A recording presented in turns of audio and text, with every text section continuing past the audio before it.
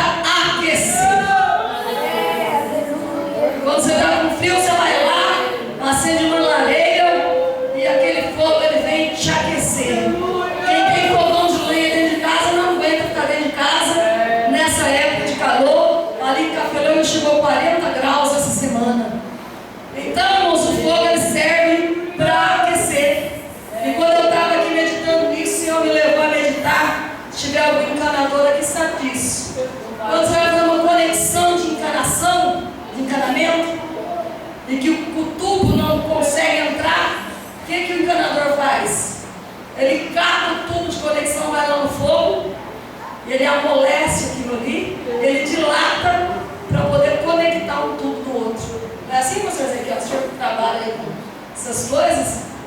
Irmãos, muitas vezes o nosso coração está dentro da igreja, está tudo que nem pedra. A gente entra, quebra o pau lá em casa, vem adorar a Deus aqui, depois não sente a presença do Senhor, bota a culpa no cantor, no pregador, no pastor, e tudo contra a gente, coração endurecido. Mas o fogo de Deus, ele está aqui para amolecer o nosso coração. Nós amamos, quantos de nós entramos na casa do Senhor e não sentimos mais a presença de Deus, entramos e saindo da casa do Senhor como ritual, como costume, mas o fogo de Deus, a presença dele, serve para quebrantar corações, para aquecer, para amolecer. Louvado seja Deus, para aquecer ao crente frio. Irmãos, e se tiver um crente frio do teu lado, você começa a adorar a Deus, começa a glorificar, porque vai contagiar o teu irmão e ninguém vai sair daqui da mesma maneira que entrou e achou. Aleluia! Nós tivemos muito interessante, irmãos. Nós tivemos um encontro de casais ali para Felândia, das 9 da manhã às 4 da tarde. E tinha um irmãozinho que não é batizado no Espírito Santo. E ele ora assim, ele vai de manhã orar com a gente. Você não ouve nem a voz dele orar. Ele ora baixinho, todo tímido, todo quietinho. Aí você pensa, escola bíblica, Deus não opera. Encontro de casais, você acha que Deus vai batizar? Irmãos, e de repente nós sentamos no primeiro banco e o pastor ministrando. E atrás de nós esse casal. E daí a pouco o pastor contou um testemunho e aquela mulher disparou, falou em línguas, e aquele homem começou a chorar. O irmão do primeiro encontro de casais, Deus começou a visitar aquele homem, porque onde o fogo de Deus está, não tem coração para o Senhor, não há aquilo que não amoleça, e não há crente que Deus não aqueça. Na presença de Deus, você pode ter certeza que ainda que você seja duro, que você diz, eu não choro, eu não me quebranto, mas nessa noite o Senhor vai quebrantar. Louvado seja Deus. Porque o fogo do Senhor, ele serve para aquecer. O fogo do Senhor serve para clarear. Quando você está em um lugar escuro, o que você faz? Se qualquer fogo que acende, você já enxerga de longe. Quando bota fogo no canavial que você está na estrada, você já vê de longe aquele canavial na vareda. Quando você vê um incêndio em grandes proporções, de longe você já vê a chama. Porque o fogo, irmãos, quer queira, quer não, ele clareia. Se você for ver no dicionário, fogo é uma combinação simultânea do calor com a claridade. Então o fogo ele clareia. E o Espírito de Deus, irmãos, a presença do Senhor na nossa vida, ele clareia qualquer situação que nós estamos passando. Você pode estar na tua maior dificuldade, que aos teus olhos seja impossível e você não vê solução ao teu problema. Como o irmão cantou aqui, que você, a supermancate, que para Deus você tem valor. E às vezes, irmão, nós passamos por determinada circunstância e já fica aqui no teu ouvido. Deus esqueceu de você. A tua situação. Para que ser crente desse jeito? Para que servir a Deus desse jeito? Irmãos, olha para a vida de Jó. Quando a luta deu na vida de Jó, ele deu nos 4 campos da casa de Jó. Ele foi na área familiar, ele perdeu os filhos. Foi na área da saúde, ele perdeu toda a sua saúde. Foi na área financeira, ele perdeu todos os bens. E foi na área conjugal. Na hora que ele mais precisou da mulher dele, ela disse: amaldiçoe teu Deus e morra. Jó não tinha com quem contar. Mas, irmãos, se Deus ele está na tua vida, pode passar um ano, pode passar 2 anos, que a tua situação, uma hora ela vai clarear. Quando Deus resolver tratar, não há nada, meu irmão, que venha prender, não há nada que venha impedir, não há nada que venha ofuscar a glória de Deus na tua vida. Aleluia! Quinta-feira no plano de pregação, Deus falou comigo, irmãos, no louvor.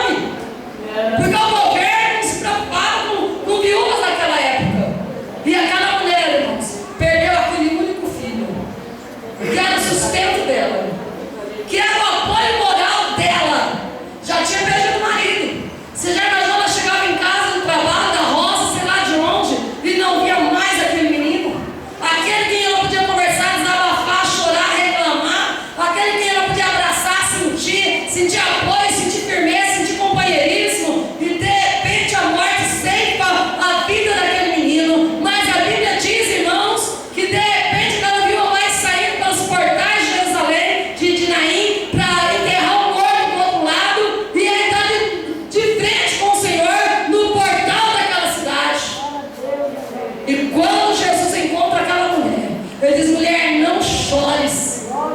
Se fosse eu e você, talvez olhasse para Jesus e dizia: não chora porque o Senhor não está na minha pele. Não chora porque o Senhor não sabe quem eu perdi. Mas aquela mulher, ela sabia que a solução para ela estava naquele que ela encontrou nos portais de Israel.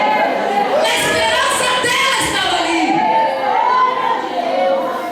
Em quem está a tua esperança, igreja? No teu advogado? Por isso que a tua causa não sai.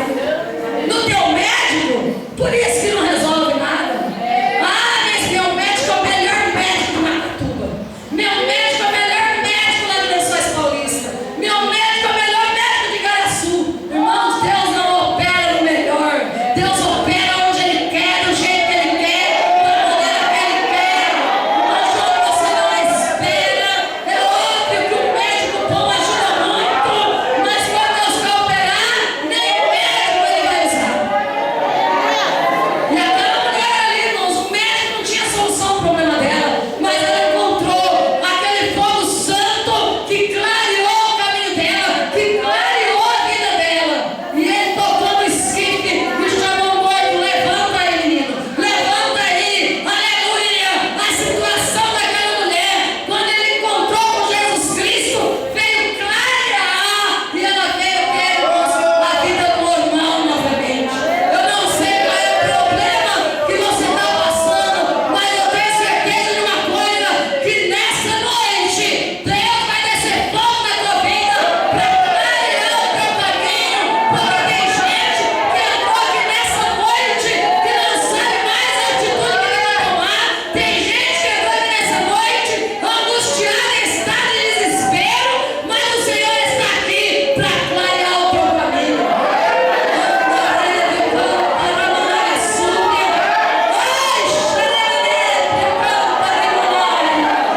Jesus te diz: mulher, não chores. Jesus te diz: mulher, não chores.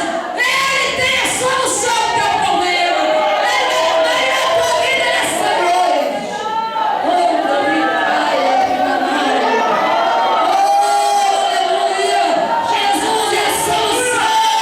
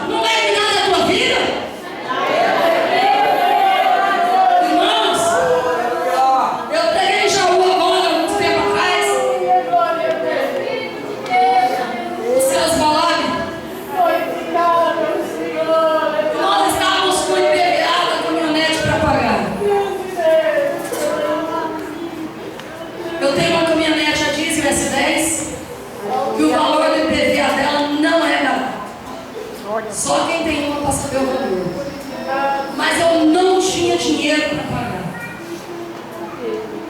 E eu tinha que pegar a pista, quem passava ali pelos bairros rodoviários, tinha que ir para Jaú. E eu entrei no quarto, mas eu montei lá no Jaú isso. Eu entrei no quarto, eu comecei a orar a Deus. Eu disse, Deus, eu preciso pagar o IPVA da minha vida. Não corre. Mas, irmãos, não tinha recurso. Não tinha de onde tirar. Mas não tinha nem para quem pedir emprestado. Mas eu tinha, irmãos, um pai que é dono da palavra. E eu fui falar com quem pode. Sabe por que nós não recebemos muitas vezes? Porque a gente fala com quem não pode. Você reclama pro pai, pra mãe, pra sogra, pra irmão, pro cunhado, pro sobrinho, pros filhos, pro pastor, pra vizinha, pra irmã da igreja, vai murmurando. Olha o altar quebrado. Irmãos, ninguém da igreja sabia que o IPVA da caminhonete estava sem pagar. Nem um obreiro sabia. Nem meus filhos sabiam. Nem minha mãe, nem meu pai. E nós fomos dobrar o joelho e fomos pedir misericórdia para o Senhor. E fomos orar. Era uma sexta-feira à noite. Irmãos, na quarta-feira, 10 horas da manhã, o telefone tocou. Eu estava na rua, o celular tocou e o advogado disse para o meu marido assim: onde você está? Estou na rua. Ele disse: vai para a tua casa que eu estou ligando lá agora. Fomos para casa e ele disse assim: sabe aquela causa da justiça que você deixou aqui antes de ir para o Japão? Quando o pastor natalício era meu pastor, quando eu congregava em São Pedro, aí no ano de 2005, meu marido disse: sei. Ele disse: o moço que me devia, nós somos vítimas de estelionato, sumiu, não tinha endereço, não tinha como acionar ele, não tinha de quem cobrar, porque se você não tem endereço, você não sabe o paradeiro da pessoa, você vai acionar quem? Ele disse assim: a mulher que emprestou o cheque para ele resolveu te pagar, e ela está te procurando. Irmãos, eu estava em Cafelândia, e essa mulher foi em Marília, onde eu morava. Mas eu tinha uma vizinha que era crente. Ó a política da boa vizinhança. Quando Eliseu mandou aquela viúva pegar os vasos emprestados, eles vão aonde? Vai na vizinhança. Pega os vasos emprestados. Altar quebrado. Tem gente que se precisar de vaso emprestado de vizinho aqui não pode pegar. E depois o fogo não desce. Se eu não tivesse amizade com a minha vizinha, eu tinha perdido uma causa na justiça. E ela foi na casa da irmã que era da Assembleia de Deus. E a irmã disse assim: olha, eu sei que ela pastoreia a Assembleia de Deus de Cafelândia. Essa mulher desceu na igreja da Assembleia de Deus de Marília, pegou o meu telefone, porque eles não dão endereço. E aí, a menos que se o pastor Ezequiel chegar lá com credencial e diz: eu preciso ir lá falar com o pastor Carlos, talvez eles dêem. Mas eles não costumam dar endereço. Ela deu o telefone e a mulher ligou para o meu marido. Eu disse: estou em Cafelândia e eu quero te pagar. E o meu marido falou: onde você está? Ela disse onde ela estava com 2 quarteirões na minha casa. O meu marido falou: olha, anda 2 quarteirões para frente, eu te espero no portão. Esperou, entrou. Meu esposo ligou para o advogado para saber o valor da causa, já fazia 7 anos. Irmãos, e a mulher então, isso era na quarta-feira. Na quinta-feira, irmãos, ela disse: eu te pago amanhã. Nós fomos para Marília e ela pagou tudinho em dinheiro, que deu para tirar o dízimo, pagar o IPVA da caminhonete, pagar tudo que eu precisava pagar e comprar tudo que eu precisava comprar para a glória de Deus. Irmãos, começa a pedir para quem tem, começa a pedir para todo ouro da prata. Aleluia! Nós precisamos botar lenha no altar. A oração, o jejum ainda é a solução dos nossos problemas. O jejum e a oração ainda é a presença de Deus na nossa vida. E quando você jejum e ora, Deus acha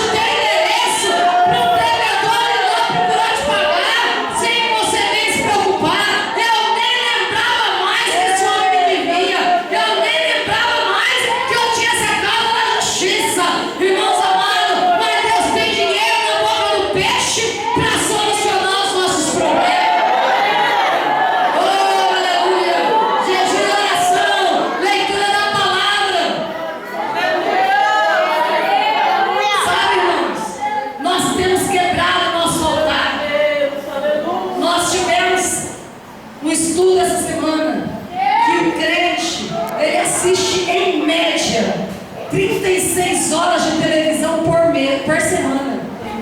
Eu, graças a Deus, não assisto uma. Se somar os 10 minutos de jornal que eu passo na frente da televisão e volto para trás, se você somar os 10 minutos, eu não fico uma hora na frente da televisão. Para a glória de Deus, nem televisão eu tenho. Eu tenho uma pequenininha dessa maninha assim, olha, que é para eu assistir o jornal e meu menino jogar game, o game dele. Irmãos, nós perdemos tempo com o jornal, com a internet que está estragando a mocidade. Esses jovens de hoje em dia, antigamente você chamava o jovem para um jejum, para uma vigília, a mocidade vinha em peso. Ou você pode jogar para uma partida de game. Nós vamos fazer aqui uma competição de game. Você pode vir, vem o vizinho, vem o tio, o cunhado, o sobrinho, mas se você